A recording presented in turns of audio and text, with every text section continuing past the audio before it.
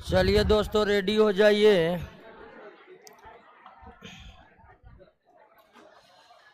आइए दोस्तों बायोलॉजी वाले मूड में आइए। तो कहाँ पर थे? चलिए एनिमल किंगडम के जीवों के बारे में हम लोग पढ़ रहे हैं और अब तक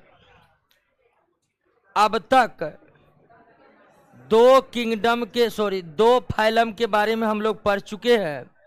दो ही ना, एक पोरीफेरा और दूसरा सिलिंट्रेटा। और पोरीफेरा और सिलिंट्रेटा फाइलम के जीवों में क्या विशेषताएं मौजूद हैं वो आप जान ही चुके हैं।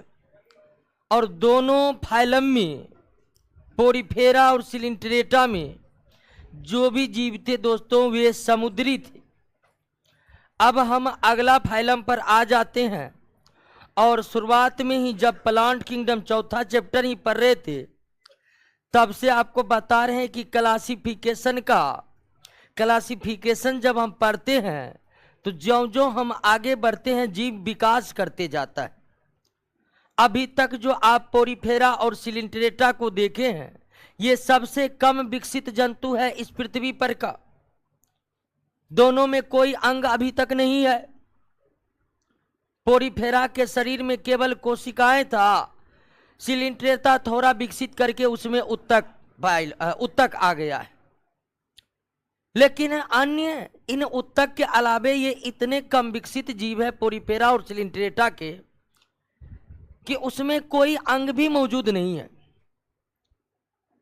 आ जाइए दोस्तों तीसरे फाइलम पर, और तीसरा फाइलम का नाम ही भारी भरकम है तो नाम लेने में कोई दिक्कत नहीं है।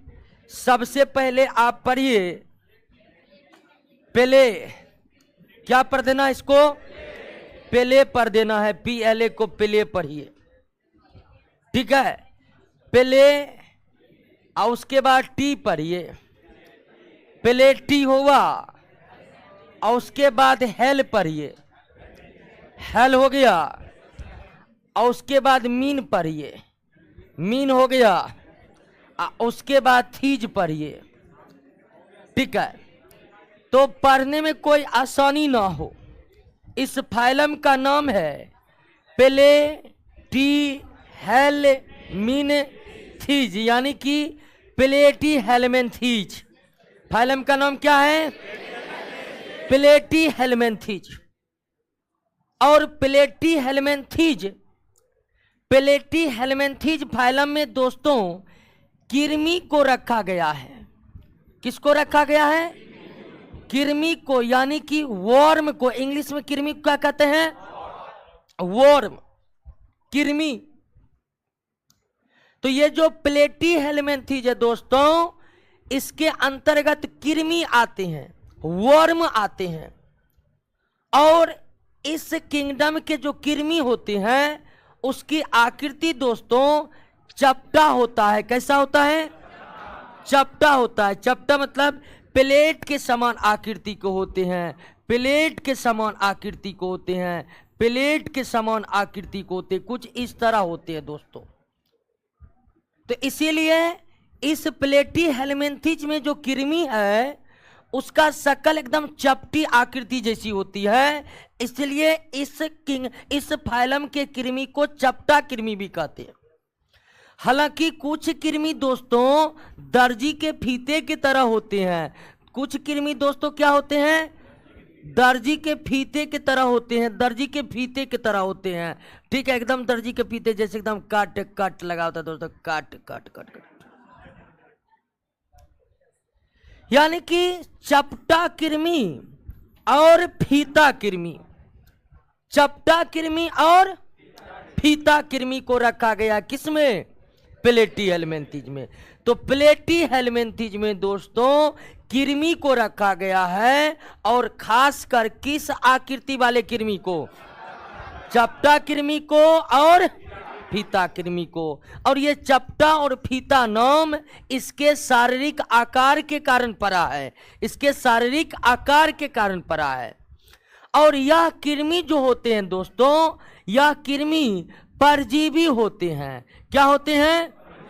परजीवी होते हैं, यानी कि पैरासाइटिक होते हैं, यानी दूसरे के शरीर के ऊपर आश्रित रहते हैं, उसी के शरीर से भोजन प्राप्त करते हैं, अब बदले में रोग फैलाते हैं। यानी प्लेटी हेलमिंथीज समूह के जो कृमि होते हैं वे परजीवी जीवन व्यतीत करते हैं और रोगों को फैलाते हैं।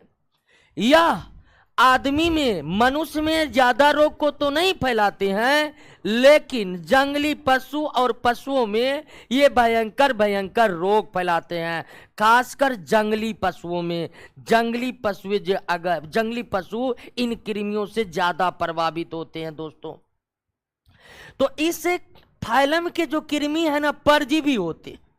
लेकिन ये जो कहिएगा दोस्तों कि इस फाइलम के अंतर्गत जितने कृमि है सब परजीवी है, तो नहीं, कुछ आपको स्वतंत्र जीवी भी मिलेगा। ठीक है, कुछ आपको क्या मिलेगा? स्वतंत्र जीवी। और स्वतंत्र जीवी के लिए कई जगह मुक्त जीवी का यूज किया जाता है। ठीक है, तो कुछ परजीवी कुछ कृमि प्लेटी हेलमिंथीज फाइलम का स्वतंत्र जीवी भी होते हैं, यानी मुक्त जीवी होते हैं। और ऐसे एक मुक्त जीवी का नाम है प्लेनेरिया। क्या नाम है? प्लेनेरिया। प्लेनेरिया एक ऐसा चपटा कृमि है जो परजीवी के रूप में अपना जीवन व्यतीत नहीं करता है, जो स्वतंत्र जीवी या मुक्त जीवी के रूप में अपना जीवन व्यतीत करता है, जो स्वतंत्र जीवी या मुक्त जीवी के रूप में अपना जीवन व्यतीत करता है। लेकिन यह कुछ ही दोस्तों गिने चुने हैं, अधिकांश परजीवी होते हैं और रोगों को क्या करते हैं? फैलाते हैं। ध्यान दीजिए, अभी और कोई जीव उत्पन्न नहीं हुआ, लेकिन रोग फैलाने वाला पहुंच चुका है पृथ्वी पर, है ना जी। दोस्तों अभी भी स्थल पर रहने वाला प्राणी नहीं मिला है। पोरीफेरा समुद्र में, सिलिंट्रेटा समुद्र में, ये दूसरे के शरीर में घुसा हुआ है, परजीवी बना हुआ है। तो प्लेटी हेलमिंथीज की ये विशेषता समझे कि नहीं? प्लेटी हेलमिंथीज में किसको रखा गया है? कृमि को रखा गया है। खासकर कैसे कृमि को? इन कृमि की क्या विशेषता है? परजीवी होते हैं और रोगों को, जंगली जीव को ये ज्यादा प्रभावित करते हैं, पालतू जीवों को कम प्रभावित करते हैं और मनुष्य को सबसे कम प्रभावित करते हैं दोस्तों। अब आइए दोस्तों कि इन कृमि का जो, ठीक है, प्लेटी हेलमिंथीज में कोई दिक्कत नहीं ना पढ़ने में, ठीक है, प्लेटी हेलमिंथीज। और हमेशा अंग्रेजी नाम पर ध्यान दीजिएगा, नहीं तो हिंदी में इतना संयुक्त अक्षर है कि भसक जाएगा आपका दिमाग। भसकना समझते हैं ना? जूते हुए खेत देखे हैं ना? जूते हुए खेत में ढेला होते हैं, ढेला पैर मारिए तो ढेला क्या होता है? वहां पर वैसे स्थिति में भसकना शब्द का इस्तेमाल किया जाता है। ठीक है, प्लेटी हेलमिंथीज। प्लेटी हेलमिंथीज के जो कृमि है दोस्तों, इनका शरीर 3 स्तर का बना होता है। इससे पहले आप पोरीफेरा 2 स्तर का, सिलिंट्रेटा 2 स्तर का, और जैसे ही आप प्लेटी हेलमिंथीज में आ जाते हैं, शरीर कितने लेयर का? एक्टोडर्म, मेसोडर्म और इंडोडर्म।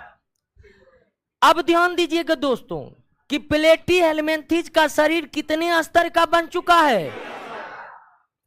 और हम आगे जो फाइलम पढ़ेंगे दोस्तों, आगे जो फाइलम पढ़ेंगे दोस्तों, उस फाइलम के जीव निश्चित ही प्लेटी हेलमिंथीज से ज्यादा विकसित होगा।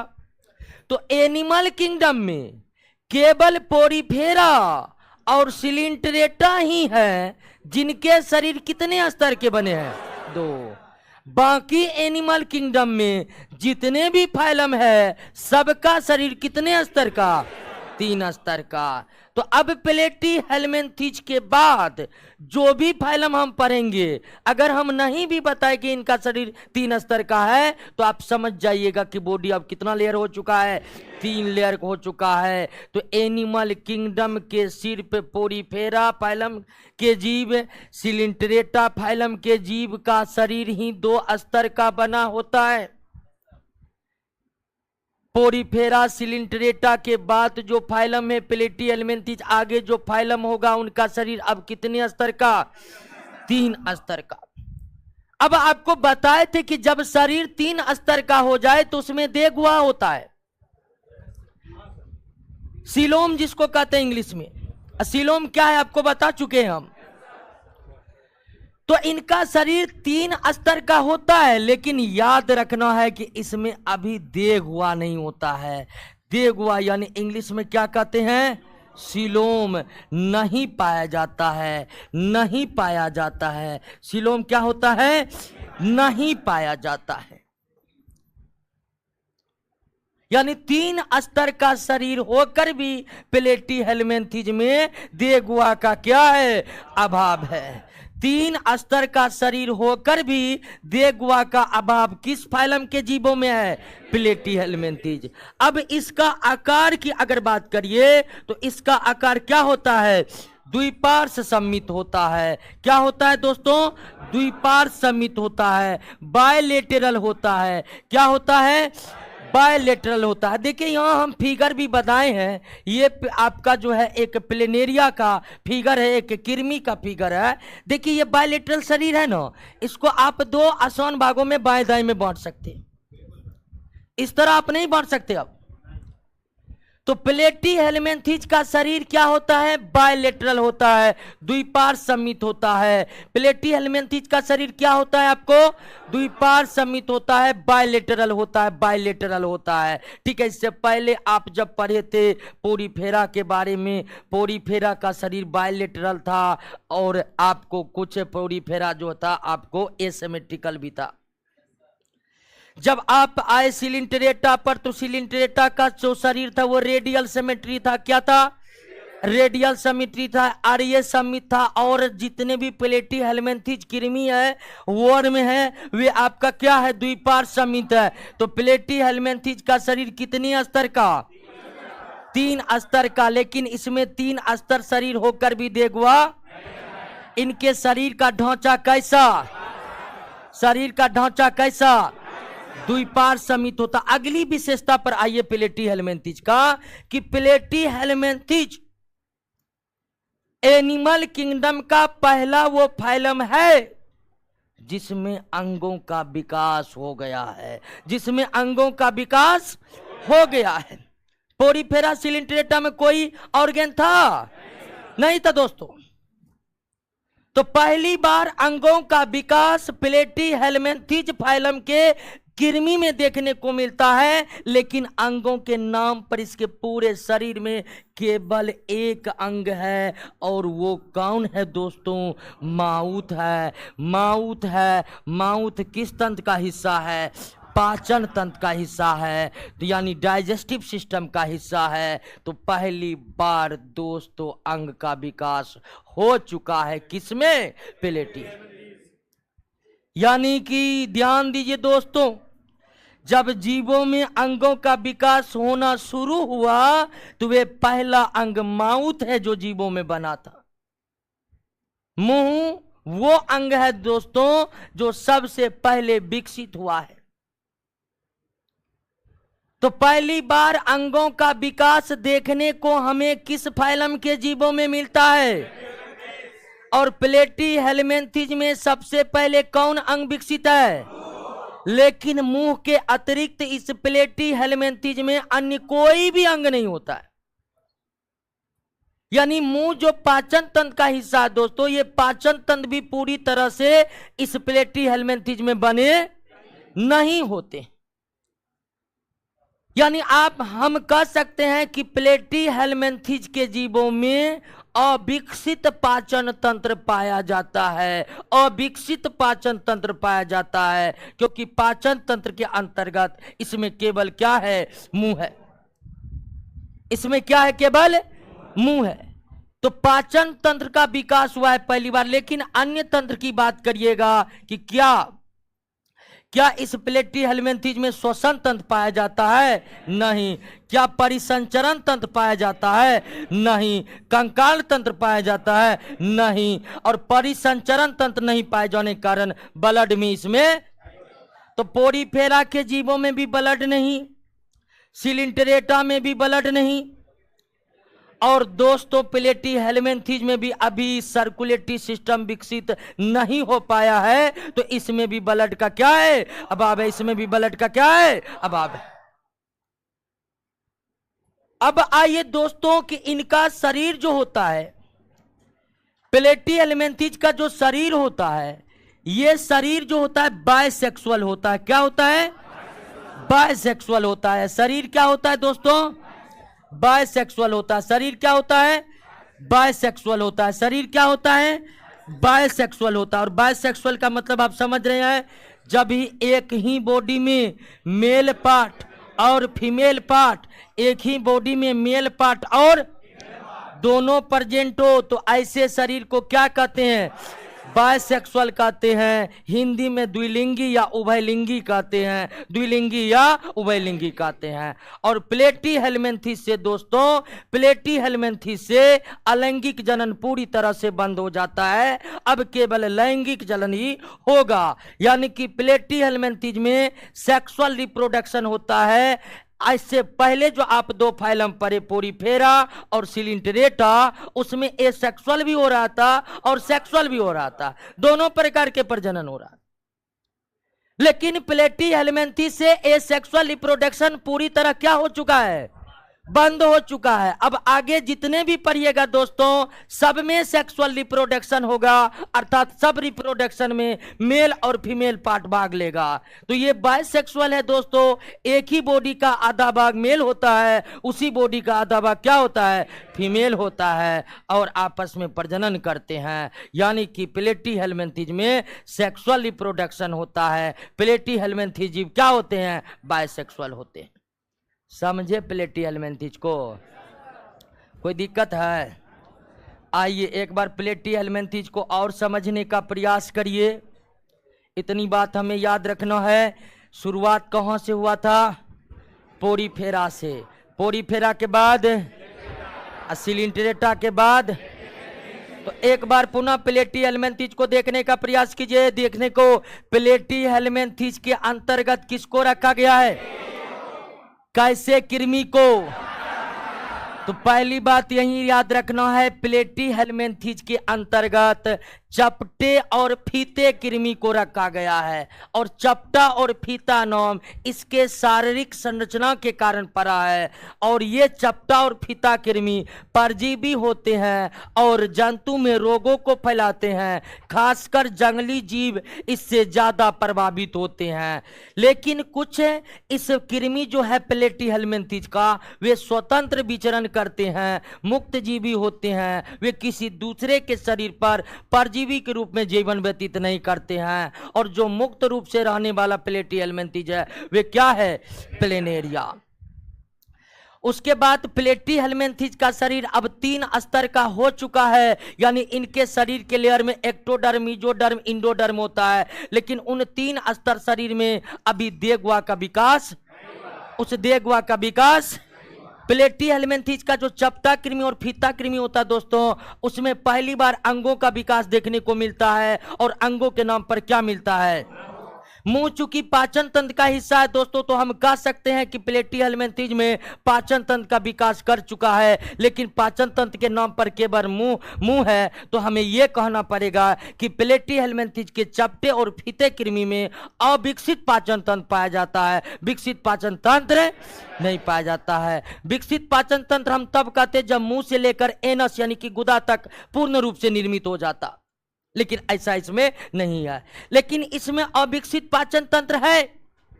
लेकिन उस पाचन तंत्र के अलावे कोई और तंत्र नहीं है इसमें। श्वसन तंत्र, परिसंचरण तंत्र, अन्य सभी तंत्रों का अभाव है इसमें। रक्त परिसंचरण तंत्र भी नहीं है। यानी प्लेटी हेलमिंथेज भी अभी उस कंडीशन में नहीं पहुंचा है कि इसके शरीर में ब्लड हो। और प्रजनन लैंगिक रूप से करता है, मेल फीमेल एक ही बॉडी में होता है, यानी कि कैसा होता है, बाइसेक्सुअल। क्लियर है दोस्तों, कोई दिक्कत नहीं ना। अब इस प्लेटीहेल्मिन्थेज में जो नाम आपको याद रखना बहुत जरूरी है, प्लेटीहेल्मिन्थेज को समझ चुके हैं, कोई दिक्कत नहीं ना। अब इस प्लेटीहेल्मिन्थेज के अंतर्गत जो नाम आपको याद रखना बहुत जरूरी है, वे है आपको पहला नाम याद रखना है प्लेनेरिया। और प्लेनेरिया इस कारण याद रखना है क्योंकि ये स्वतंत्र जीवी है, और यही बात याद रखना है क्योंकि अधिकांश आपको बोले परजीवी है। दूसरा याद रखना है आपको फेसियोला। ये बकरी और भेड़ के लीवर में पाकर लीवर को क्षतिग्रस्त करता है। इसको लीवर फ्लूक के नाम से जानते हैं। किसके नाम से जानते हैं? लीवर फ्लूक के नाम से जानते हैं, क्योंकि ये फेसियोला एक ऐसा कृमि है, एक ऐसा चपटा कृमि है जो भेड़ और बकरी के लीवर में रहता है और लीवर के कोशिकाओं को नष्ट कर उसे क्षतिग्रस्त करते रहता है, फेसियोला। तीसरा है दोस्तों सिस्टोसोमा। तीसरा दोस्तों क्या है? सिस्टोसोमा। जिस तरह से फेसियोला ब्लड में रहता है दोस्तों, उसी तरह सिस्टोसोमा एक परजीवी है। ये जंतुओं के किस में रहता है? ब्लड में रहता है, इसीलिए इसे क्या कहते हैं? ब्लड फ्लूक कहते हैं। क्या कहते हैं? Blood fluke. चौथा आपको फीता कृमि का वैज्ञानिक नाम याद रखना पड़ेगा। फीता कृमि तो आप जानते हैं क्या है, तो प्लेटीहेल्मिन्थेज का एक कृमि है, लेकिन इसका नाम वैज्ञानिक नाम टीनिया सोलियम है दोस्तों। क्या है? Taenia solium. ये मानव के शरीर में प्रवेश कर जाता है। ये जो फीता कृमि है दोस्तों, किसके शरीर में रहता है? प्रायः सुअर के शरीर में। फीता कृमि जिसका वैज्ञानिक नाम क्या है? Taenia solium. फीता कृमि का वैज्ञानिक नाम क्या है? ये टीनिया सोलियम सुअर के शरीर में परजीवी के रूप में रहते हैं। किसके शरीर में? सुअर के शरीर में। और जब सुअर के मांस को पूरी तरह से पकाकर ना खाया जाए, अधपके सुअर का मांस अगर कोई खाता है तो संभावना है कि उसके शरीर में टीनिया सोलियम प्रवेश कर जाए, और टीनिया सोलियम अगर शरीर में प्रवेश कर गया तो धीरे धीरे धीरे मस्तिष्क तक यात्रा करके मस्तिष्क को क्षतिग्रस्त कर सकता है। क्लियर है? तो इतना नाम याद रखना पड़ेगा। प्लेनेरिया एक ऐसा प्लेटीहेल्मिन्थेज कृमि है जो स्वतंत्र रूप से रहता है परजीवी के रूप में। फेसियोला इसका पूरा नाम है फेसियोला हेपेटिका।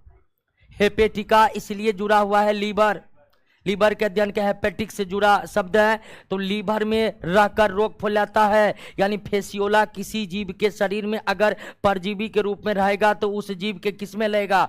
लीवर में रहेगा। किस में रहेगा? लीवर में ही रहेगा। उसी तरह सिस्टोसोमा परजीवी के रूप में रहेगा तो कहाँ रहेगा? ब्लड में रहेगा। फीता कृमि परजीवी के रूप में किस में रहते हैं? हाँ, क्लियर, कोई दिक्कत नहीं ना। प्लेटीहेल्मिन्थेज खत्म हो चुका है दोस्तों। प्लेटीहेल्मिन्थेज। आइए 3 फाइलम दोस्तों हो गया है। टोरिफेरा, सिलिंट्रेटा और प्लेटीहेल्मिन्थेज। आइए इसी का भायारी है अगला फाइलम। अगला फाइलम जो है वो है एसके हेल्मिन्थेज। एसके हेल्मिन्थेज। इससे पहले था प्लेटीहेल्मिन्थेज, अब प्लेटीहेल्मिन्थेज के बाद एसके हेल्मिन्थेज। और नाम से आप इतना तो अंदाज लगाए होंगे कि नाम एक तरह का है तो जीव भी एक ही तरह का होगा, लगभग। तो बिल्कुल दोस्तों एसके हेल्मिन्थेज में भी परजीवी कृमि को ही रखा गया है। किसको रखा गया है?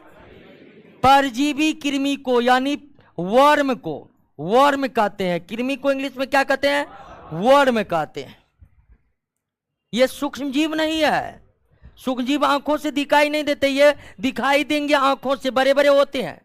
क्योंकि हम एनिमल किंगडम पढ़ रहे हैं, यहाँ का सारा जीव क्या होते हैं? बहुकोश के होते। तो एसके हेलमिंथेज में भी प्लेटी हेलमिंथेज के तरह ही परजीवी कृमि को रखा गया है। किसको रखा गया है? परजीवी कृमि को रखा गया है, परजीवी कृमि को रखा गया है। लेकिन अब सवाल है कि परजीवी कृमि के लिए दो दो फाइलम क्यों बनाए गए? अगर दो दो फाइलम है तो निश्चित ही दोनों में अंतर है दोस्तों। अगर इन कृमियों में कोई डिफरेंस नहीं रहता तो फिर कृमि के लिए एक ही तरह एक ही फाइलम होते हैं। लेकिन कृमि वर्म जो परजीवी के रूप में रहते हैं, रोगों को फैलाते हैं, उसे दो फाइलम में रखा गया है। इसके पीछे रखने का कारण क्या है कि प्लेटी हेलमिंथेज में चपटा कृमि था और इसमें जो दोस्तों गोल कृमि है। कौन कृमि है? गोल कृमि है।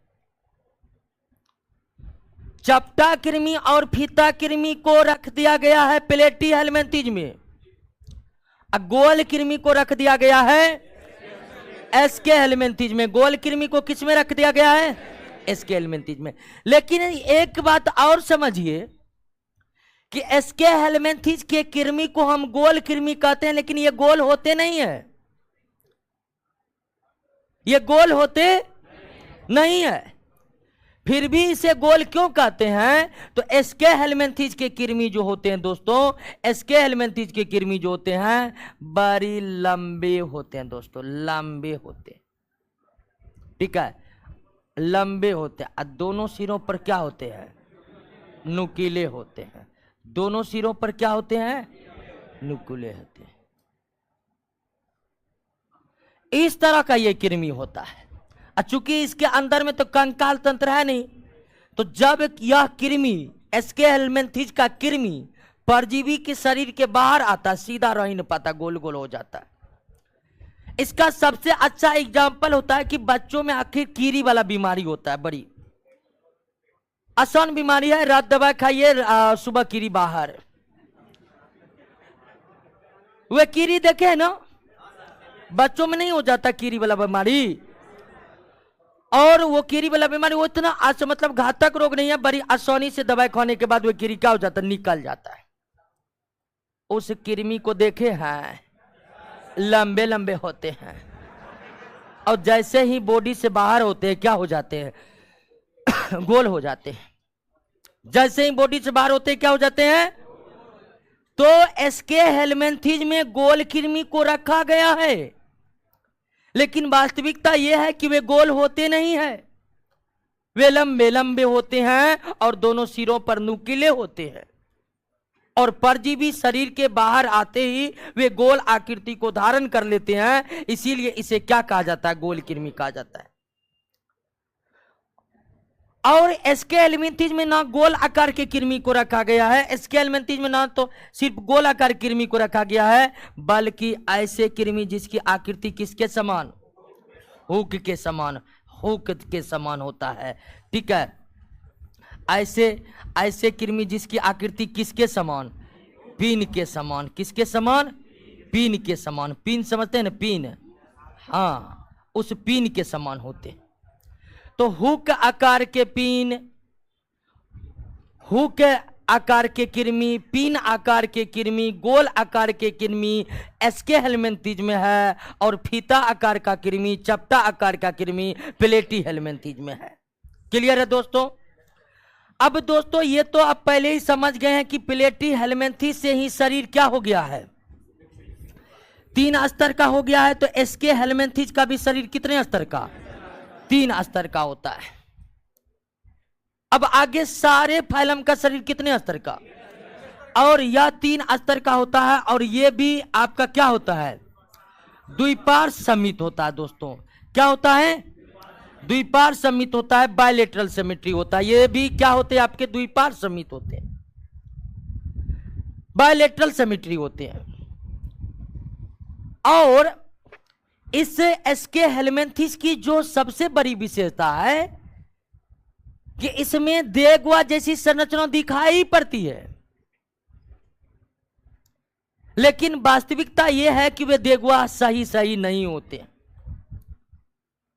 एसके हेलमिंथेज में एसके हेलमिंथेस के शरीर में देगवा जैसी देगवा के समान संरचना दिखता है, लेकिन वे वास्तव में देगवा होता नहीं है।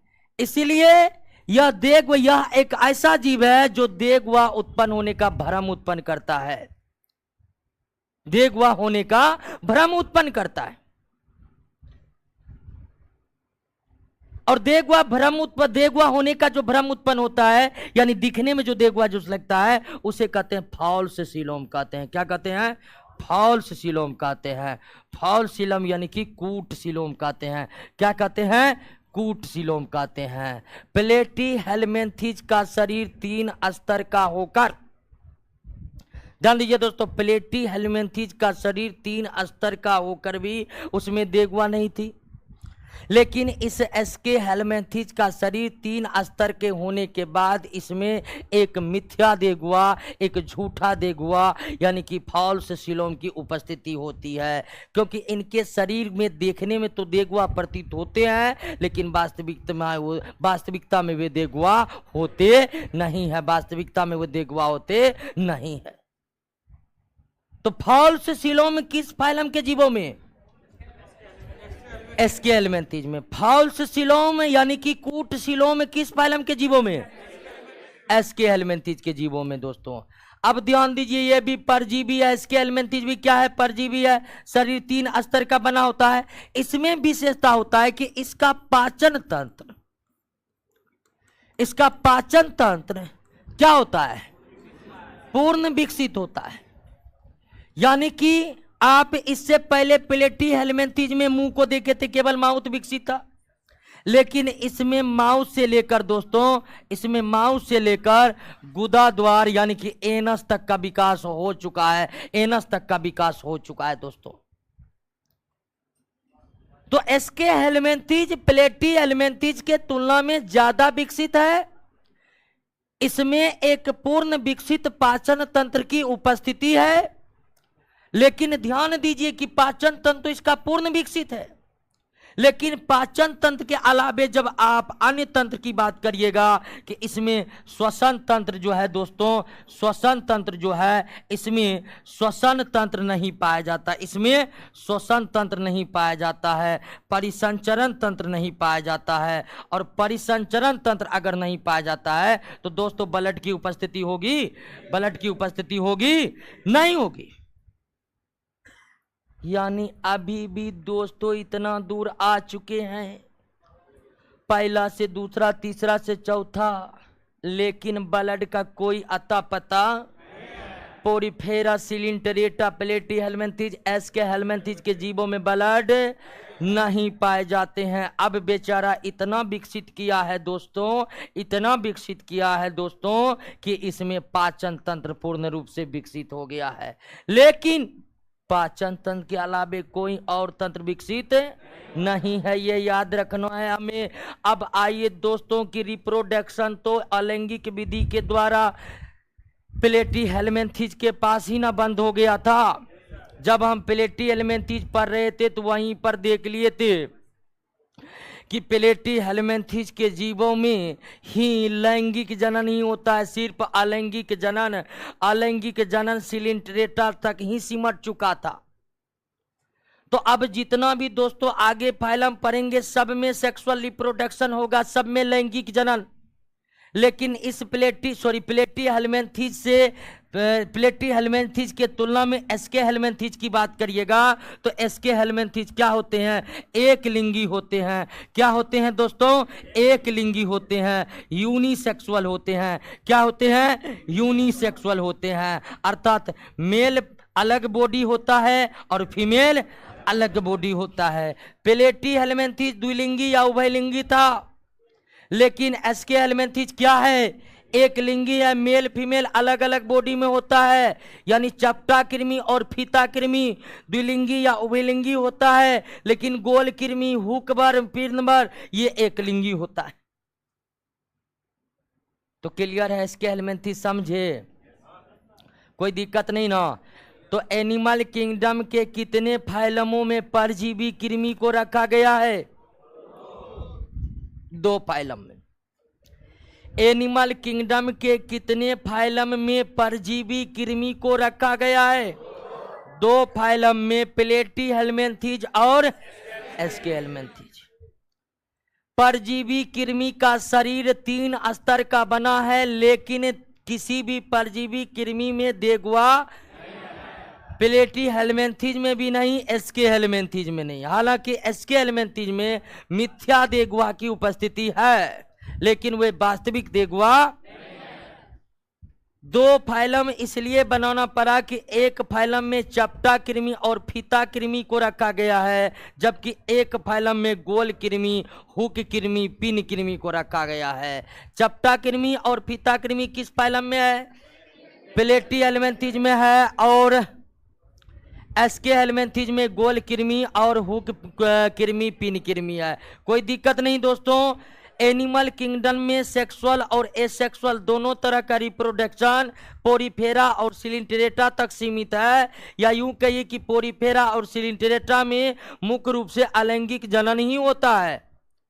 लेकिन जैसे ही हम पोरीफेरा सिलिंट्रेटा से प्लेटी हेलमिंथीज पर आते हैं, पोरीफेरा सिलिंट्रेटा से प्लेटी हेलमिंथीज पर आते हैं, दोस्तों क्या होता है जानते हैं? और अंगों का विकास भी पहली बार आपको कहां देखने को मिला? कहां देखने को मिला?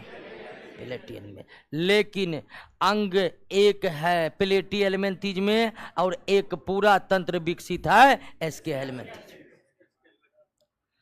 अब एस्के हेलमिंथीज में आपको 2 का नाम याद रखना, यानी 2 कृमि का नाम याद रखना बहुत जरूरी है।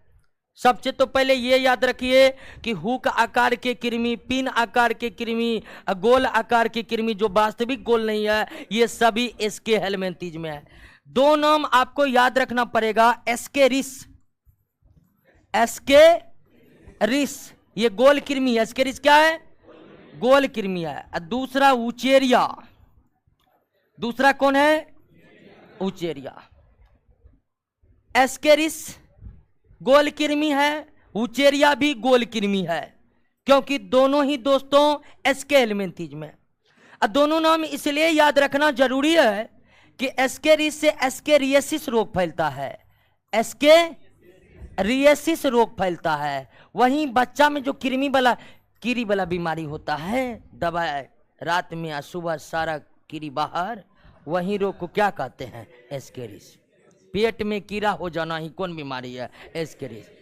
और इसमें कुछ होता नहीं, दवाई खाइए, ठीक है, दवाई अंदर कीड़ी बाहर। और बुचेरिया के कारण जो है फाइलेरिया रोग होता है। कौन रोग? फाइलेरिया, जिसको हाथी पांव भी कहते हैं। क्या कहते हैं? हाथी पांव बीमारी कहते हैं। इसमें पैर फूल जाते हैं। तो फाइलेरिया बीमारी जो होता है, या हाथी पांव जो बीमारी होता है, वे गोल कृमि के कारण होता है। किस गोल कृमि कारण? उचेरिया गोल कृमि कारण। और ये उचेरिया गोल कृमि डायरेक्ट मनुष्य में जो पहुंचता है, ये क्यूलेक्स मच्छर के द्वारा। किस मच्छर के द्वारा? क्यूलेक्स मच्छर के द्वारा। क्यूलेक्स मच्छर के द्वारा। क्यूलेक्स मच्छर जब हमें काटते हैं तो वे इसमें, इसी क्यूलेक्स मच्छर में विचेरिया कृमि रहते हैं, और वे कृमि हमारे शरीर में प्रवेश कर जाते हैं। क्लियर है? बात को समझ गए हैं? तो पोरीफेरा समुद्र में था, सिलिंट्रेटा भी समुद्र में था। ये दोनों परजीवी के रूप में दोस्तों दूसरे सजीवों के शरीर पर आश्रित था।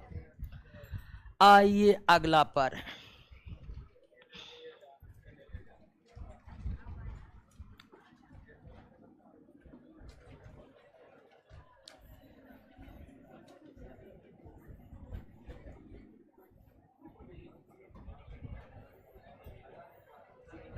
एनीलिडा, ठीक है, पोरीफेरा, सिलेंटेरिटा, प्लेटी हेलमिंथीज, एस्के हेलमिंथीज और जीवों का पहचान हो रहा है ना आपको? स्पंज पोरीफेरा, हाइड्रा सिलिंटेरेटा, चपटा फीता कृमि प्लेटी हेलमिंथीज, गोल कृमि एस्के हेलमिंथीज। जीवों के विशेषता को आप देखते जा रहे हैं। आइए दोस्तों, अब समय आ गया है कि जीव स्थल पर उतर जाएगा। ठीक है। अब हम विकास की प्रक्रिया में जंतु के विकास की प्रक्रिया में हम लोग 5वें पायदान पर आ चुके हैं। पहले पायदान से 4थे पायदान तक पहुंचते पहुंचते आपको केवल एक तंत्र विकसित हुआ, वो था पाचन तंत्र। अब यह समय आ गया है दोस्तों कि जीव स्थल पर भी उतर जाएगा और जीव में सब कुछ विकसित भी हो जाएगा। एनीलिडा इस पृथ्वी पर का जीवों का ऐसा फैलम है दोस्तों, जिनका शरीर कितने स्तर का? 3 स्तर का। जिनका शरीर कैसा? द्विपार। जिनका शरीर कैसा?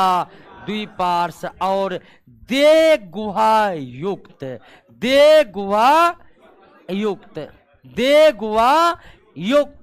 तो एनिमल किंगडम का वे पहला फैलम कौन है जिसमें देह गुहा विकसित हुआ है? एनीलिडा। तो एनीलिडा इस दृष्टिकोण से महत्वपूर्ण है दोस्तों कि ये एनिमल किंगडम का पहला फैलम है जिसका शरीर में देह गुहा विकसित हो गया है, और देह गुहा विकसित होने का प्रारंभिक लक्षण है दोस्तों। अब एनीलिडा के आगे जितने भी जीवों के बारे में हम पढ़ेंगे सब में देह गुहा विकसित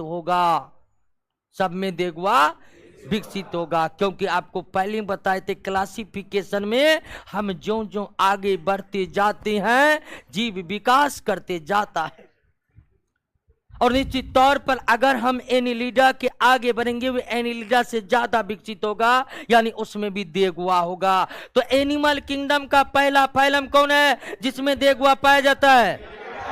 एनीलिडा का शरीर कितने स्तर का? 3 स्तर का। कैसा? अब यह दोस्तों इसके अंतर्गत जो एनीलिडा के अंतर्गत जो जीव आते हैं वे क्या होते हैं? स्वतंत्र जीवी होते हैं। क्या होते हैं? स्वतंत्र जीवी या मुक्त जीवी होते हैं। लेकिन कुछ, ठीक है, लेकिन कुछ जो होते हैं वे क्या होते हैं? परजीवी होते हैं। कुछ जो होते हैं वे क्या होते हैं? परजीवी। लेकिन कुछ अपवाद स्वरूप ही परजीवी पैरासाइटिक होते हैं। इस जीव के यानी एनीलिडा के जीव स्वतंत्र रूप से विचरण करते हैं, भोजन को प्राप्त करते हैं भिन्न भिन्न स्रोतों से और ग्रहण करते हैं। तो कुछ ही मुक्त परजीवी होते हैं, अधिकांश स्वतंत्र जीवी या मुक्त जीवी होते हैं। लेकिन यह जीव दोस्तों रहते कहां पर है? तो ये एनीलिडा दोस्तों ऐसा जीव है जो पहली बार कहां पर आते हैं? स्थल पर। लेकिन यह कैसे स्थल पर? नाम स्थल पर। यानी अभी नदी के समुद्र से निकलकर समुद्र के किनारे जो दलदल है ना वहां पर पहुंचा है दोस्तों। इसमें इतनी क्षमता नहीं है कि मरुस्थल में दौड़ लगा सके, ठीक है। तो एनीलिडा के जीव जो होते हैं वे जलीय होते हैं और स्थल पर रहते हैं, लेकिन कैसे स्थल पर? नम स्थल पर। अब नम स्थल पर रहना इसके लिए जरूरी है, क्योंकि जानते हैं एनीलिडा की खास विशेषता कि एनीलिडा में जो श्वसन की प्रक्रिया के तहत जो सांस लेने की समस्या, सांस लेने का बात होती है, वे एनीलिडा के प्राणी सांस कहां से लेते हैं? त्वचा से। एनीलिडा के प्राणी त्वचा के द्वारा शोषण करता है, त्वचा के द्वारा। जिस तरह हम अपने नाकों से सांस लेते छोड़ते हैं, ये एनीलिडा के प्राणी त्वचा के माध्यम से सांस लेते छोड़ते हैं और अपने शरीर में श्वसन की प्रक्रिया को पूरा करते हैं। और जो त्वचा श्वसन के प्रक्रिया के तहत सांस लेने और छोड़ने की प्रक्रिया को पूर्ण करवाएगा, वो त्वचा का भींगा रहना जरूरी है, और भींगे रहने के लिए नम स्थानों पर रहना जरूरी है या जल में रहना जरूरी है। तो एनिलिडा के प्राणी जो है दोस्तों, एनिलिडा के जो प्राणी जीव है दोस्तों, वे स्थल पर तो रहने योग्य हो गए हैं, लेकिन ये केवल नम स्थलों पर पाया जाता है, और नम स्थलों पर उसका रहना अनिवार्य है, क्योंकि उसमें श्वसन किसके द्वारा होता है? त्वचा के द्वारा। और त्वचा के द्वारा सांस लेने के लिए, त्वचा के द्वारा सांस लेने के लिए त्वचा का भींगा रहना क्या है? जरूरी है। अब ऑर्थवर्म को देखें, ऑर्थवर्म, केचुआ, केचुआ, केचुआ को आप प्रायः बरसात के दिनों में ही देखते होंगे। चिलचिलाती जेठ के दोपहरी में कभी केचुआ मिला है आपको? मिलेगा भी तब जब आप मिट्टी को कोड़ते जाइएगा, कोड़ते जाइएगा, कोड़ते जाइएगा, और जब मिट्टी में नमी की मात्रा आने लगेगी तब आपको वहां पर केचुआ दिख सकता है। केचुआ बरसात के समय ही क्यों निकलता है? आखिर गर्मी के समय उसे क्या दिक्कत होता है? दिक्कत दोस्तों किसको लेकर होता है? केचुआ। केचुआ एनिलिडा वाला प्राणी है। केचुआ क्या है? एनिलिडा वाला प्राणी है। और एनिलिडा का प्राणी किससे सांस लेते छोड़ते हैं? त्वचा। और इसके लिए त्वचा का भींगा रहना क्या है? जरूरी है। इसलिए वे आपको बरसात के समय ही दिखते हैं।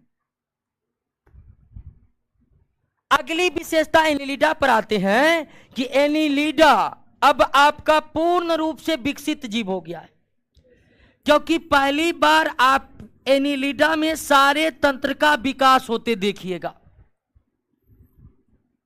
एनिलिडा पहला ऐसा जीव है जिसमें पाचन तंत्र भी विकसित हो गया है, जिसमें श्वसन तंत्र भी विकसित हो गया है, जिसमें परिसंचरण तंत्र भी विकसित हो गया है।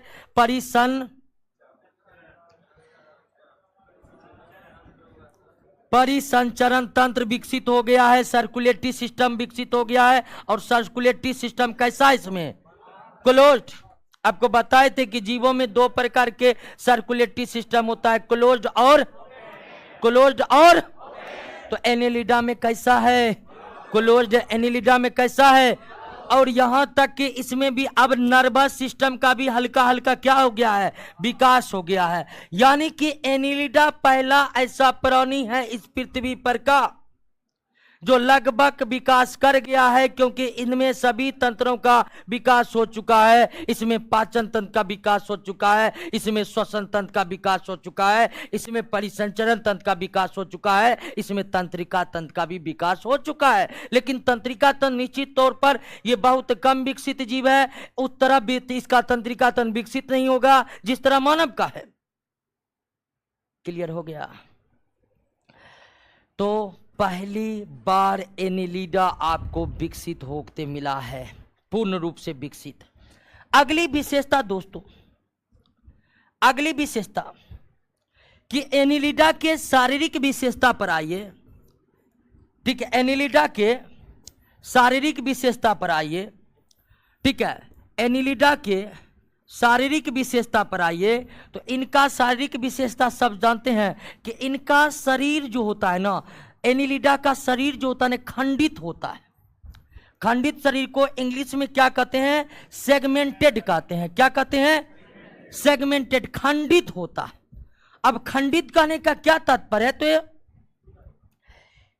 केचुआ को आप देखे होंगे, मान लीजिए कि ये केचुआ है, तो इनका शरीर जो होते हैं दोस्तों, इनके शरीर जो होते हैं ना, उसमें एकदम छोटे छोटे क्या बने होते हैं? खंड बने होते। छोटे छोटे क्या बने होते हैं? खंड बने होते। एकदम लगेगा अब खंड खंड में बटे होते हैं। इनका शरीर क्या होता है? खंड खंड में बटा होता है। इनका शरीर किस में बटा होता है?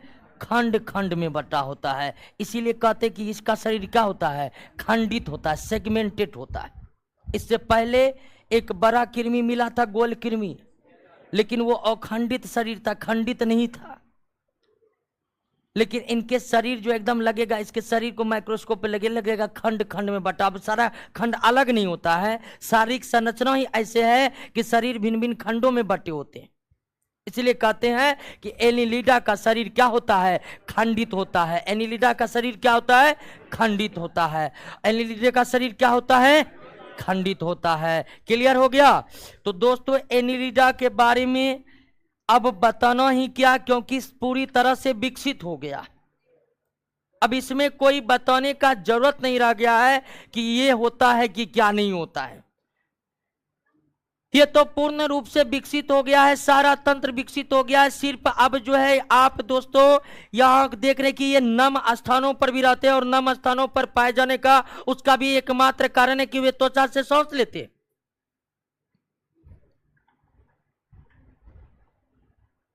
तो एनिलिडा समझ गए ना। और इसके दो चर्चित जीव है, जोंक और केचुआ। जोंक और आपको बोले थे ना कि कुछ परजीवी होते हैं। जोंक परजीवी ही होता है, लेकिन जोंक बाह्य परजीवी होता है। जो क्या होता है? बाह्य परजीवी होता है। जो क्या होता है दोस्तों? बाह्य परजीवी होता है। कोई दिक्कत? एनिलिडा में कोई दिक्कत? अब एग्जाम्पल वाला जीव के बारे में पढ़िए तो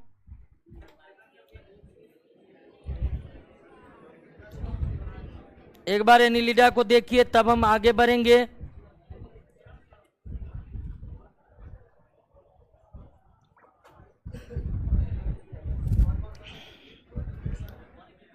क्या हुआ?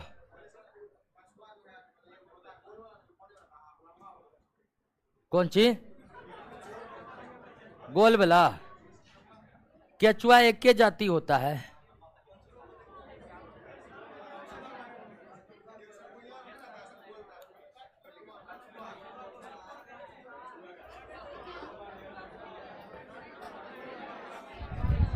और बड़का कछुआ वाला बात करते हैं, उसे कछुआ कहते, कछुआ कहते। ये केचुआ बोल रहे हैं। ये टोटाइल का बात कर रहे हैं। टोटाइल का नहीं बात कर रहे हैं। ये टोटाइल है। टोटाइल तो बहुत विकसित होता है। ये अर्थ ब्रोम है। क्या है?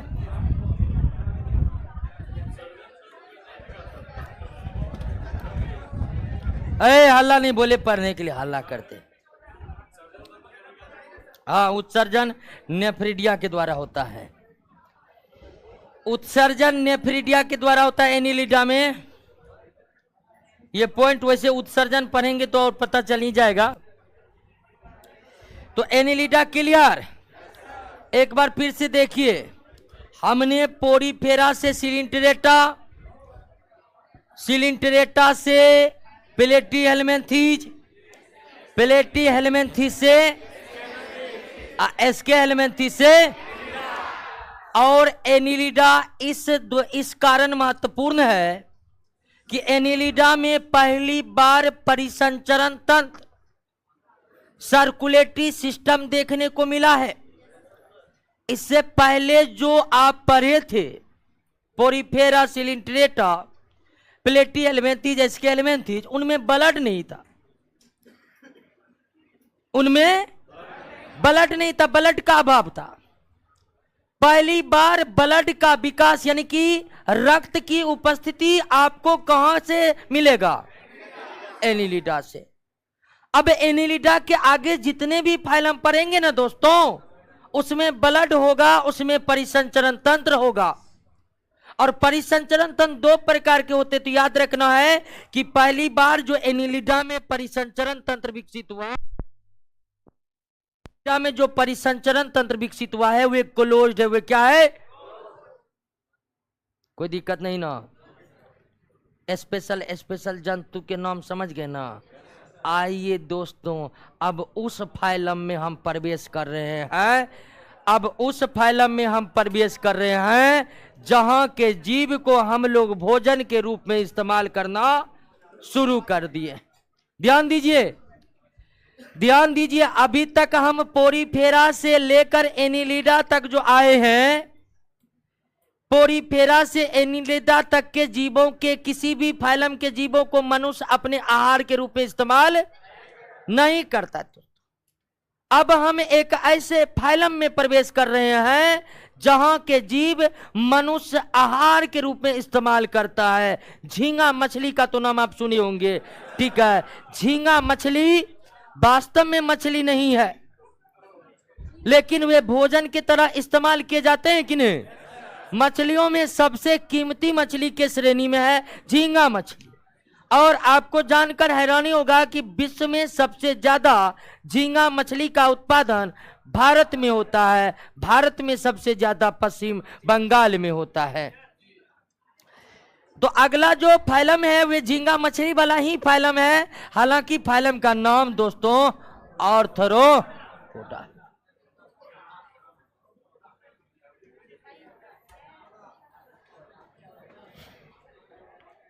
आइए दोस्तों, आर्थ्रोपोडा का सबसे पहली बात आपको याद रखना पड़ेगा कि यह एनिमल किंगडम का सबसे बड़ा फाइलम है। यह एनिमल किंगडम का सबसे बड़ा फाइलम है। सबसे बड़ा फाइलम। और सबसे बड़ा नहीं, आपको हम शुरुआत में बताए थे 4 नंबर चैप्टर में भी कि अब तक 1.8 मिलियन जातियों की खोज हो चुकी है। 1.8 मिलियन। और इस 1.8 मिलियन का 75% सजीवों की जातियां जो है ना वे केवल किसमें है, यानी कि अब तक जितने सजीवों की जातियों को ज्ञात हमने किए हैं उनमें से 75% जातियां,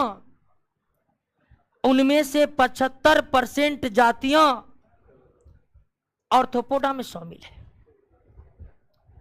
तो आर्थ्रोपोडा एनिमल किंगडम का सबसे बड़ा फाइलम है। बाकी 25% में आपका कई फाइलम है जिसमें 5 पढ़ चुके हैं, आप आगे पढ़िएगा। अब 75% अकेला आर्थ्रोपोडा में। मुख्य रूप से आर्थ्रोपोडा में रखा गया है दोस्तों कीट तथा मकड़ी को। आर्थ्रोपोडा में कीट तथा मकड़ी को, कीट यानी कि इंसेक्ट और मकड़ी को एरेक्निड्स कहते हैं। ठीक है, एरेक्निड्स।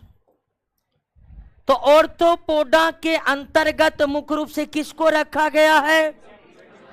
कीट और मकड़ी को रखा गया है। यानी आप ये कह सकते हैं कि सजीवों की जातियां जो अब तक खोजी गई है उसमें अधिकांश जातियां किसकी है? कीट और मकड़ी का है। इस पृथ्वी पर सजीवों के जातियों में सबसे ज्यादा जातियां किसका है? कीट और मकड़ी का है दोस्तों। किसका है? कीट और मकड़ी का है, इंसेक्ट और एरेक्निड्स का है। और कीट और मकड़ी में बहुत कम का डिफरेंस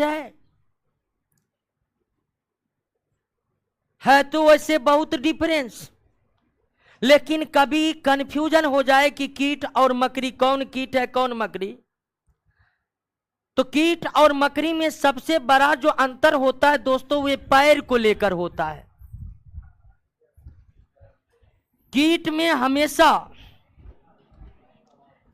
हमेशा जो है कितना जोड़ा पैर होता है? 3 जोड़ा पैर। और मकड़ी में हमेशा कितना जोड़ा पैर? 3 जोड़ा से अधिक कह सकते हैं, 3 जोड़ा से। तो कीट और मकड़ी में कई अंतर है। जैसे कीट को उड़ने के लिए प्रायः पंख होते हैं, मकड़ी को उड़ने के लिए पंख नहीं होते। मकड़ियां जाला बुनती है, कीट इस तरह का काम नहीं करता है। तो कीट और मकड़ी में बहुत डिफरेंस है, लेकिन जो सबसे मुख्य डिफरेंस है वे किसको लेकर है? पैरों को लेकर है। यानी कीट में 3 जोड़े पैर होते हैं, मकड़ी में 3 जोड़े से अधिक यानी 4 जोड़े पैर होते हैं। 4 जोड़े से भी अधिक हो सकता है। तो जब भी कंफ्यूजन उत्पन्न हो कि कीट है कि मकड़ी, गन लेना है किसको? पैर को। अब पैर हम जोड़ा में बोल रहे हैं, ठीक है, जोड़ा में बोल रहे हैं। जोड़ा में इसलिए बोल रहे हैं दोस्तों कि कीट और मकड़ी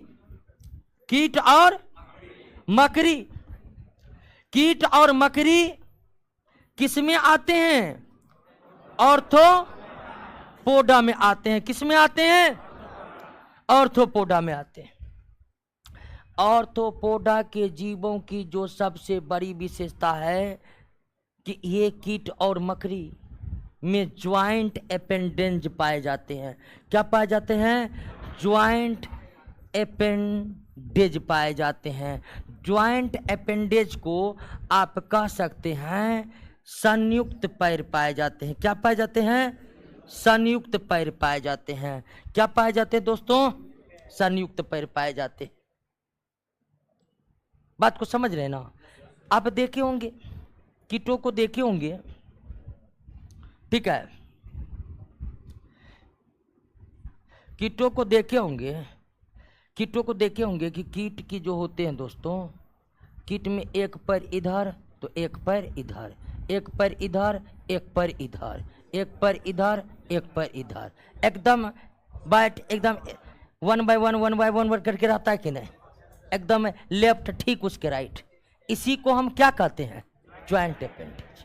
इसीलिए हम मकड़ी में या कीटों में पैरों को जो बोले, किस में बोले? जोड़ा में बोले, क्योंकि पैर जोड़े में होते हैं। कीटों की ये विशेषता है। और ये जोड़े में रहने वाले पैर को इंग्लिश में क्या पाए जाते हैं? ज्वाइंट अपेंडेज पाया जाता है। क्या पाया जाता है?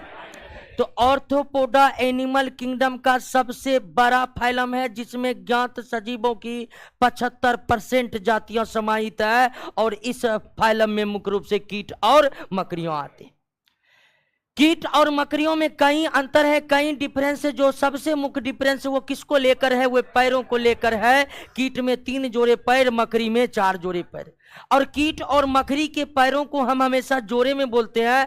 कारण इसका है कि इस ऑर्थोपोड प्राणी में, कीट और मकड़ियों में ज्वाइंट अपेंडेज ही पाया जाता है, इसीलिए जोड़ा में बोला जाता है। अब दोस्तों कि हम हर फाइलम के जीवों के वास स्थान को क्लियर करते हुए जा रहे हैं।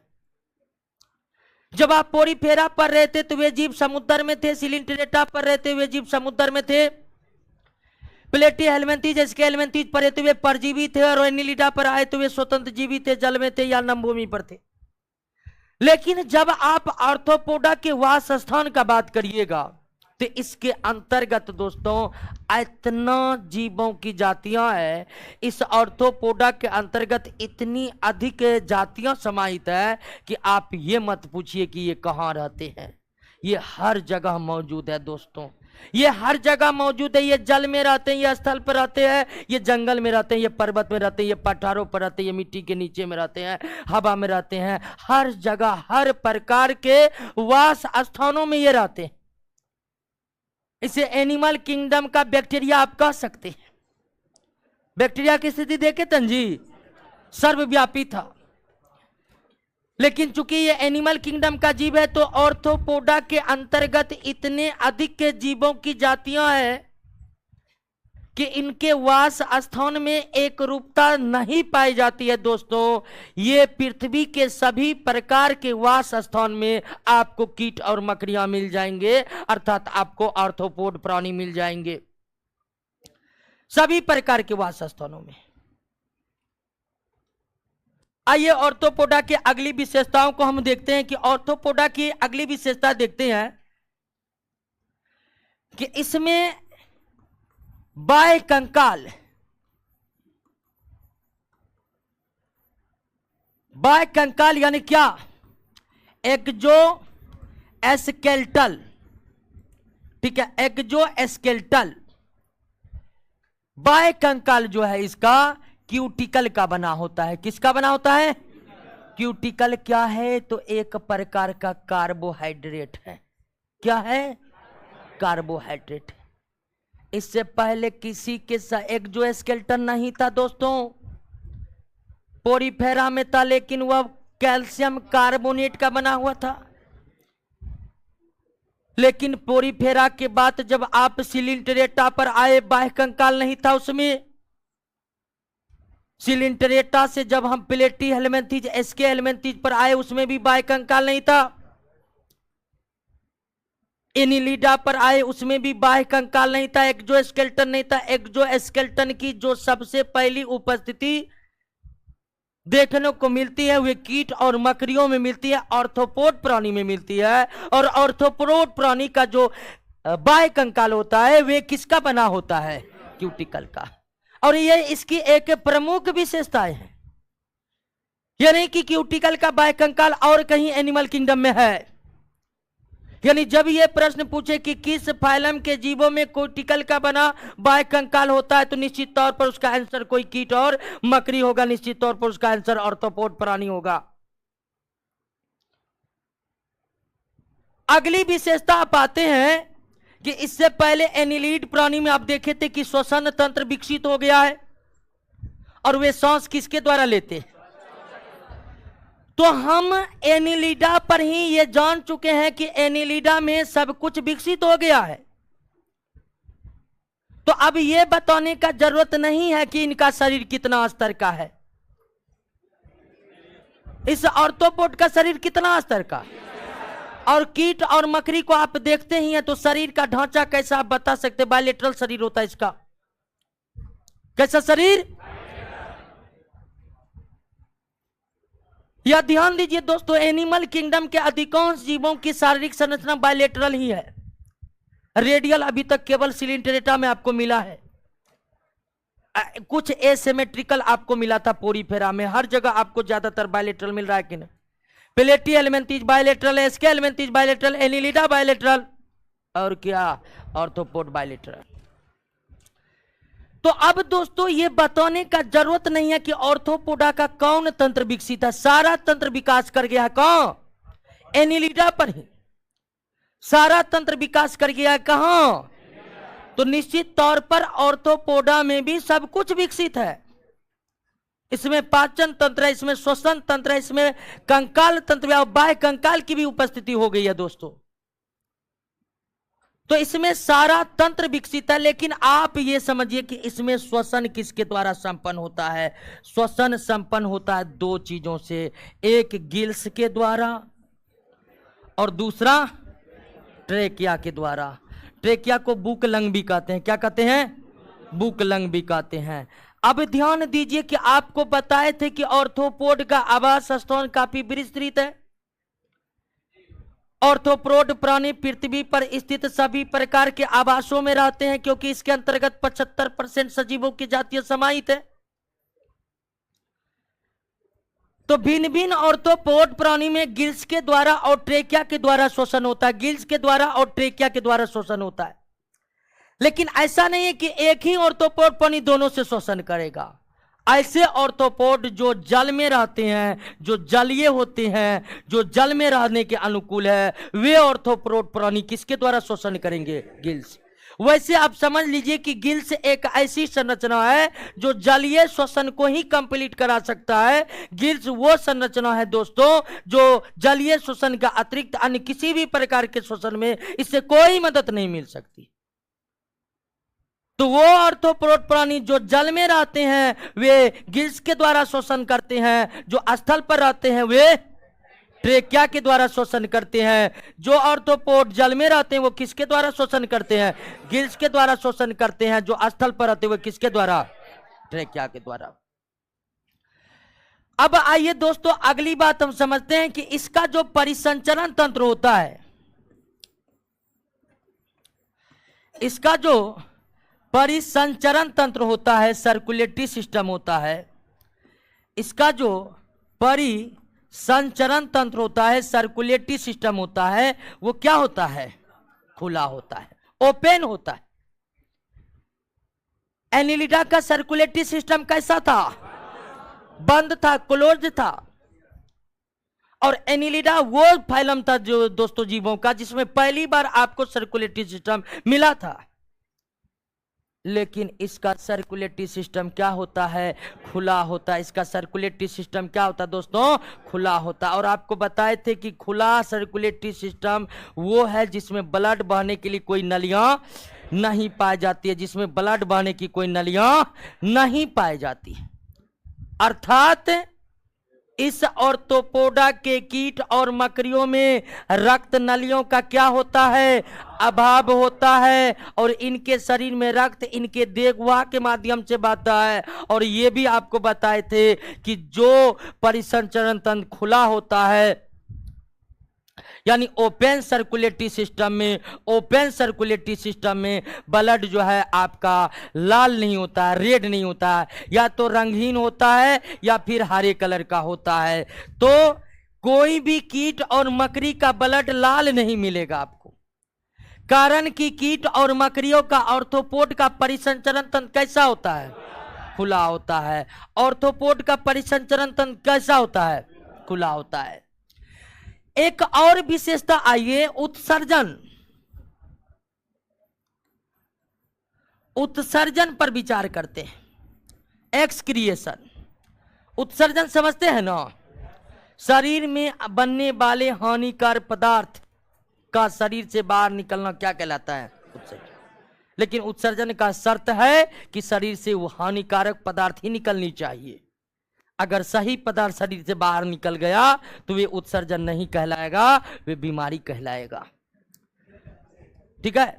तो उत्सर्जन एक ऐसी प्रक्रिया है जिसमें जीवों के शरीर में बनने वाले हानिकारक या बिना उपयोग वाले पदार्थ शरीर से क्या आ जाते हैं? बाहर आ जाते हैं।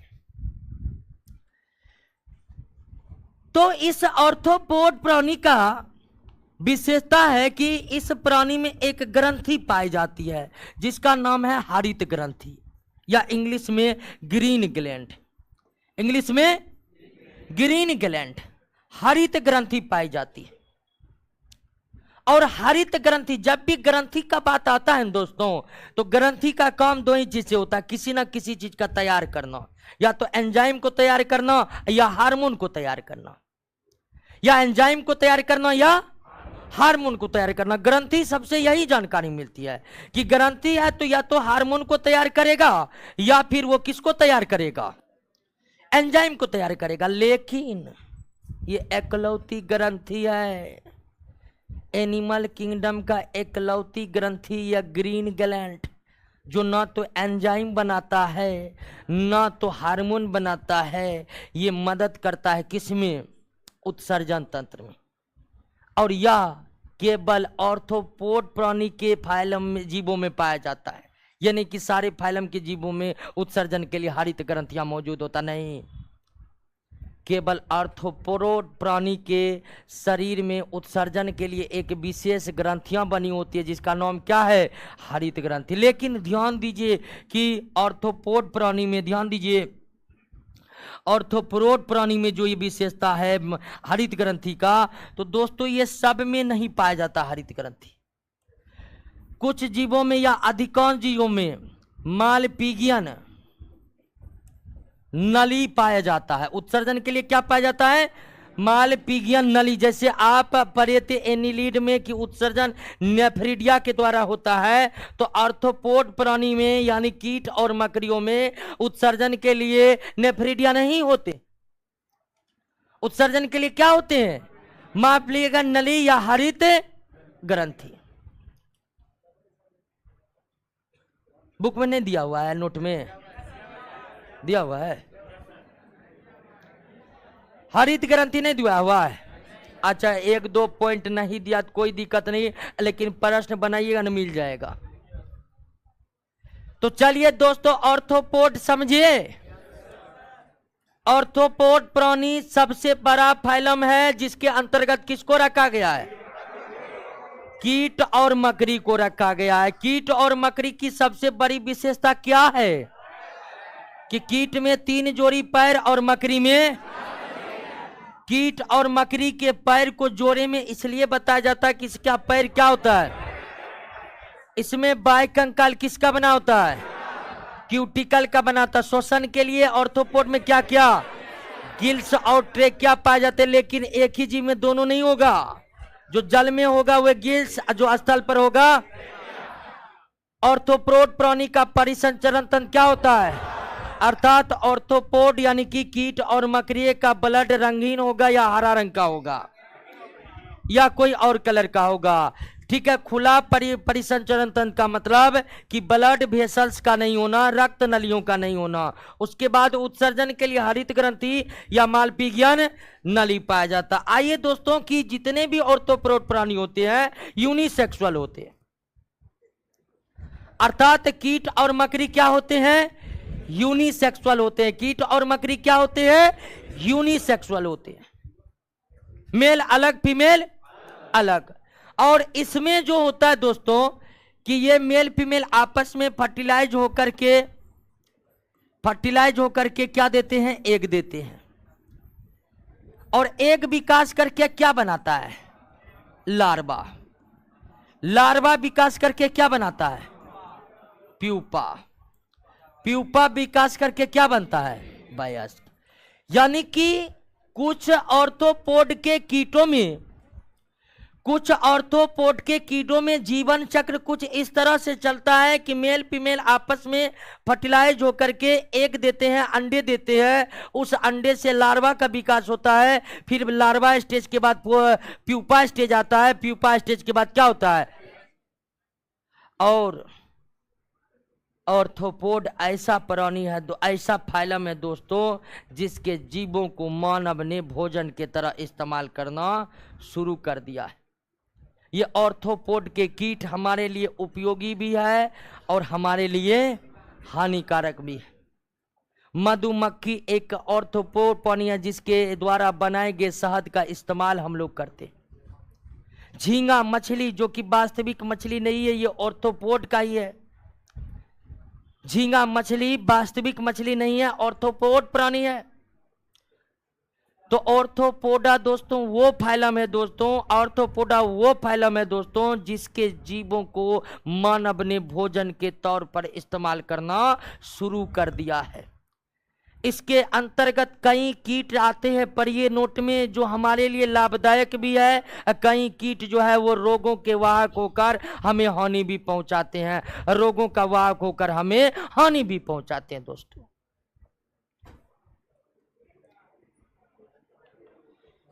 क्लियर है ऑर्थ्रोपोड? कोई दिक्कत नहीं ना?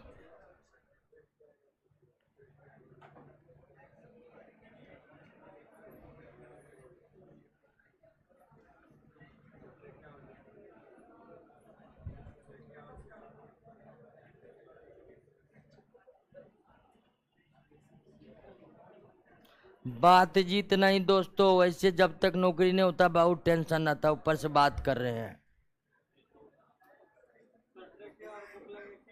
एक क्या है? एवं को काट दीजिए। ट्रेकिया एवं बुकलंग दिया हुआ है, ट्रेकिया बुकलंग एक के है, या एवं के जगह या दे दीजिए, टाइपिंग मिस्टेक है।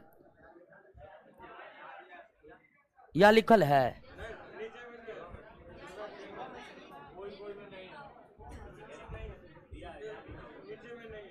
अच्छा,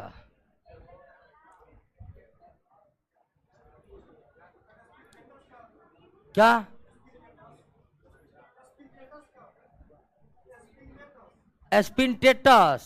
एस्पिनटेटस खास अंग है जिसके द्वारा मकड़ियां जाला बुनती है, या मकड़ी जिस अंग के द्वारा जाला बुनती है उसे क्या कहते हैं? एस्पिनटेटस कहते हैं। क्लियर है? तिल चट्टा का हृदय देखिए कितना चैम्बर का है। तो वो सब जो इंपॉर्टेंट फैक्ट है उसको आप याद करते रहिएगा, और आशा करते हैं कि ऑर्थ्रोपोड के बारे में आपका कॉन्सेप्ट कुछ क्लियर हुआ होगा। हुआ है कि नहीं? इतना तो क्लियर हो ही गया होगा दोस्तों कि आप ऑर्थ्रोपोड से आए हुए प्रश्नों को बना ले। आइए अगला जो फाइलम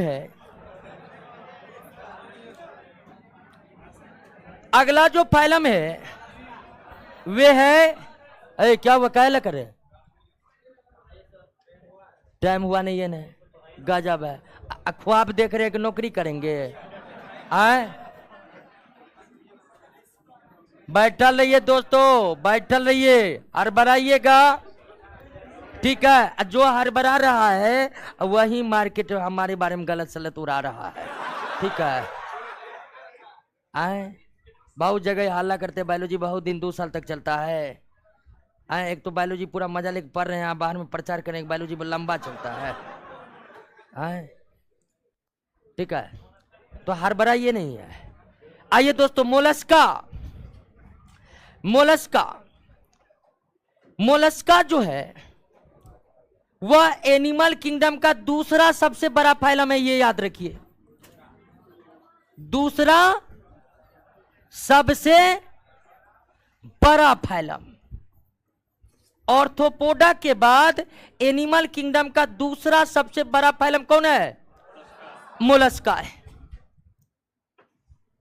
अब मोलस्का के जीव दोस्तों स्थलीय भी होते हैं तथा जलीय भी होते हैं। स्थलीय भी होते हैं और तथा जलीय भी होते हैं। स्थलीय भी होते हैं तथा जलीय भी होते हैं, दोनों जगह रहते हैं। अब ऐसा नहीं है कि एक ही जीव दोनों जगह है, यानी कि इस फाइलम के अंतर्गत ढेर सारे जातियों हैं, उसमें कुछ स्थल पर रहने के लिए अनुकूलित है और कुछ जल के लिए रहने के लिए अनुकूलित है। तो मोलस्का फाइलम के विभिन्न प्रकार के जीव स्थल पर भी रहने के लिए अनुकूलित है और जल में भी रहने के लिए अनुकूलित है। और मोलस्का के जीवों में एक खास विशेषता होती है दोस्तों कि मोलस्का के प्रत्येक जीवों में एक महत्वपूर्ण प्रक्रिया पाई जाती है। उस प्रक्रिया का नाम है टॉर्सन प्रक्रिया। कौन प्रक्रिया? टॉर्सन। ये एक खास लक्षण है इस फाइलम के जीवों का, मोलस्का का। टॉर्सन प्रक्रिया, टॉर्सन प्रोसेस। अब टॉर्सन प्रोसेस है क्या दोस्तों? ये एक ऐसा प्रोसेस है दोस्तों जो इसके ढांचे को ही बदल देता है, शारीरिक ढांचे को ही क्या कर देता है? बदल देता है। ध्यान दीजिए, टॉर्सन नामक प्रक्रिया किस फाइलम में होता है? और मोलस्का के अतिरिक्त टॉर्सन नामक प्रक्रिया किसी और में नहीं होता है। और टॉर्सन वो प्रक्रिया है जो मोलस्का फाइलम के जीवों के ढांचे, शारीरिक के स्वरूप को ही बदल देता है। और शारीरिक स्वरूप क्या दोस्तों कि ये जो मोलस्का किंगडम के जीव हैं, प्रारंभ में जब ये पैदा होते थे इनका शरीर क्या होता है? बायलेटरल होता है। लेकिन यह बायलेटरल शरीर टॉर्सन प्रक्रिया होने के बाद सीधा एसिमेट्रिकल हो जाता है। क्या हो जाता है? एसिमेट्रिकल हो जाता है। क्या हो जाता है दोस्तों? एसिमेट्रिकल। तो टॉर्सन प्रक्रिया से कुछ खास नहीं होता है, बस शरीर का ढांचा क्या होता है? बदल जाता है। शरीर का ढांचा क्या होता है? बदल जाता है। जो शरीर बच्चा में बायलेटरल है, वयस्क होते ही क्या बन गया? एसिमेट्रिकल बन गया। तो मोलस्का किंगडम के जीवों, मोलस्का किंगडम नहीं फाइलम, मोलस्का फाइलम के जीवों में एक महत्वपूर्ण प्रक्रिया पाई जाती है जिसका नाम है टॉर्सन।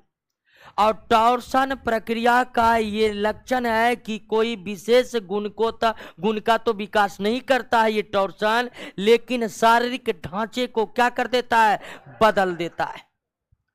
और यह टॉर्सन का प्रक्रिया शारीरिक ढांचे को किस रूप में बदलता है? तो ये जो जीव होते हैं दोस्तों मोलस्का के, शुरुआत में जब ये पैदा होते हैं शरीर इनका बायलेटरल होता है, लेकिन टॉर्सन होते ही क्या हो जाता है? एसिमेट्रिकल होते हैं। बस यही होता है। उसके बाद मोलस्का का दूसरा सबसे बड़ा लक्षण आइए कि मोलस्का फाइलम के जीवों में, सभी जीवों के शरीर के ऊपर बहुत ही पतली मुलायम झिल्ली, हाँ कोमल तो छूट ही गया, कोमल पहले देते हैं।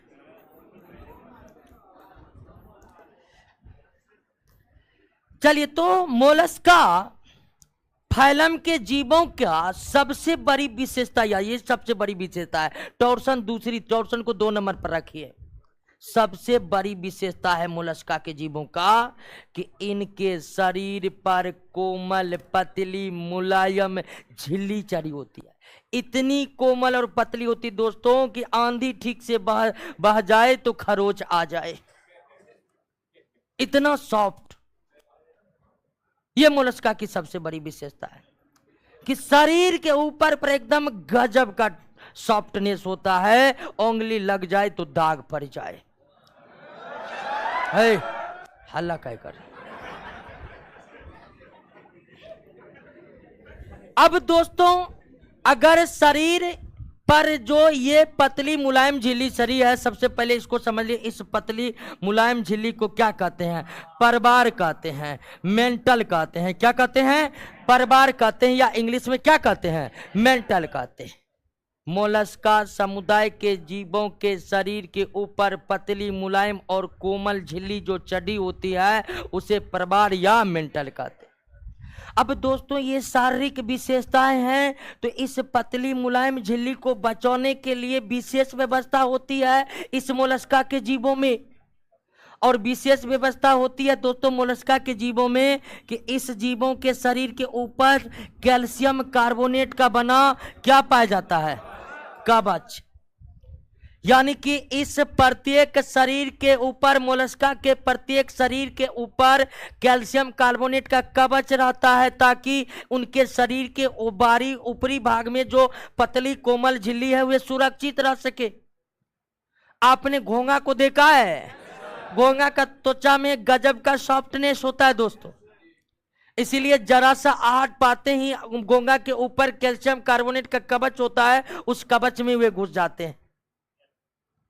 तो मोलस्का के जीवों की यह भी विशेषता है कि मोलस्का के जीवों के ऊपर, जीवों के शरीर के ऊपर कैल्शियम कार्बोनेट का बना एक कवच होता है, जिसमें वे अंदर चले जाते हैं किसी भी प्रतिकूल जगह पर जाते हैं। और यह सब मोलस्का में होता है, इसीलिए मोलस्का के जीवों को मृदु कवची कहा जाता है। क्या कहा जाता है? मृदु कवची। मृदु का मतलब सॉफ्टनेस, कवची का मतलब कवच चढ़ा हुआ। तो मोलस्का के जीवों के ऊपर, मोलस्का के शरीर सॉफ्ट होने के कारण और उसके ऊपर कवच चढ़े होने के कारण मोलस्का के जीवों को क्या कहा जाता है? मृदु कवची कहा जाता है। क्या कहा जाता है? क्लियर हो गया? तो मोलस्का के जीव के शरीर में टॉर्सन प्रक्रिया होने से जो शरीर बायलेटरल था वो क्या हो गया? यानी वयस्क मोलस्का क्या होता है?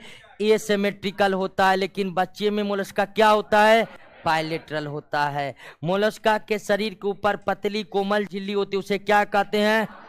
टिकार। किस फाइलम के जीवों के ऊपर कवच चढ़े होते हैं? मोलस्का के शरीर के ऊपर जो कवच चढ़े रहते किसके बने होते हैं? कैल्शियम कार्बोनेट का। कोई दिक्कत नहीं ना? ये मोलस्का का भी तो ये छोटा मोटा विशेषता हुआ, गजब का विशेषता भी बाकी है मोलस्का का। मोलस्का का गजब का विशेषता क्या है जानते हैं? कि पैर इसमें आ गया है और उसमें मांसपेशी आ गया। इससे पहली बार एक स्पष्ट पैर ऑर्थोपोडा में विकसित हुआ। एनिलिडा में था, लेकिन छोटे छोटे, जिसको सूक बोलते थे। एनिलीड प्राणी में भी प्रचलन के लिए अंग पाए जाते हैं, लेकिन एनिलीड प्राणी का जो प्रचलन अंग था उसको हिंदी में सूक कहते हैं और इंग्लिश में सैटी कहते हैं, चैटी कहते हैं। स्पष्ट पैर हमें ऑर्थोपोड के कीट और मकड़ियों में देखने को मिला, लेकिन कीट और मकड़ियों के पैर जो थे दोस्तों वे सीधे बाह्य कंकाल के बने थे, उस पर मांस का लेयर नहीं चढ़ा हुआ था, मसल्स की उपस्थिति नहीं थी। अब पहली बार मोलस्का के पैर जो होते हैं पेशी युक्त होते हैं। इनके हृदय जो होते हैं दोस्तों, इनके हृदय जो होते हैं वे पेरिकार्डियम नामक झिल्ली में बंद होते हैं। ये एक विकसित मानव की विशेषता है कि मानव का हृदय पेरिकार्डियम झिल्ली चढ़ा रहता है, लेकिन ये मोलस्का का भी हृदय जो होता है उसके ऊपर पेरिकार्डियम झिल्ली चढ़ा होता है। उसके बाद मोलस्का में अगर आप बात करिएगा कि मोलस्का में भी परिसंचरण तंत्र ओपेन्ड होता है, खुला होता है। और याद रखना है कि एनिमल किंगडम में केवल दो ही फाइलम है, एक ऑर्थोपोडा और दूसरा मोलस्का, जिसमें खुला परिवहन तंत्र, खुला परिसंचरण तंत्र है, ओपेन्ड सर्कुलेटरी सिस्टम है। ध्यान दीजिएगा दोस्तों, एनिमल किंगडम में केवल दो ही फाइलम है, एक ऑर्थोपोडा और दूसरा मोलस्का, जिसका सर्कुलेटरी सिस्टम ओपेन्ड है, बाकी सबका क्या है? क्लोज्ड है। और पोरीफेरा, सिलिंट्रेटा, प्लेटी एलिमेंथीज, एस्केलेमेंथीज में तो है ही नहीं। और उसके बाद दो में खुला है, बाकी सब में क्या है? क्लोज्ड। क्लियर हो गया? मोलस्का के जीवों को पढ़िए, कौन कौन हाइलाइटेड जीव है।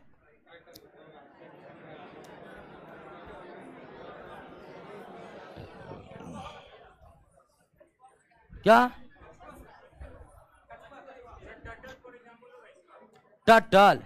नहीं नहीं, टटल नहीं है, ना ना।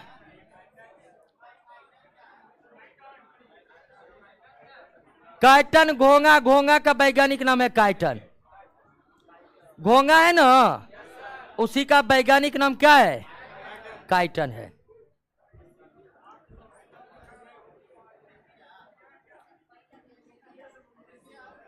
तो पोरी फेरा से यात्रा करते करते कहां पहुंच गए हैं? मोलस्का से। मोलस्का से आगे की यात्रा नेक्स्ट क्लास में करेंगे क्या? ठीक है, आइए आराम से जाइए। कहिए ऑनलाइन वाले लोगों सब, आइए क्या प्रॉब्लम है, लाइए।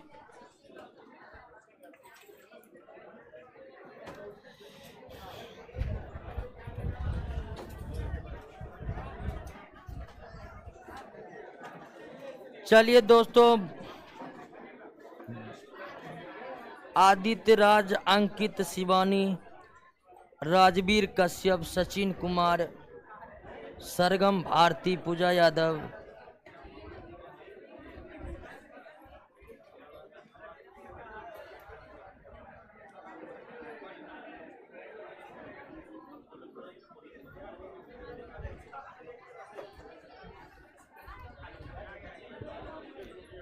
चलिएगा दोस्तों, जो जो ऑनलाइन जुड़े हुए हैं, क्या प्रॉब्लम हो रहा है आपका? कोई प्रॉब्लम तो होनी नहीं चाहिए दोस्तों।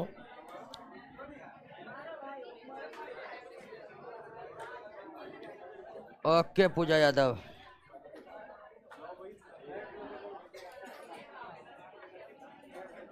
फिजिक्स का बैच, बायोलॉजी खत्म होने दीजिए ना, फिजिक्स ही चालू करेंगे इस बैच में।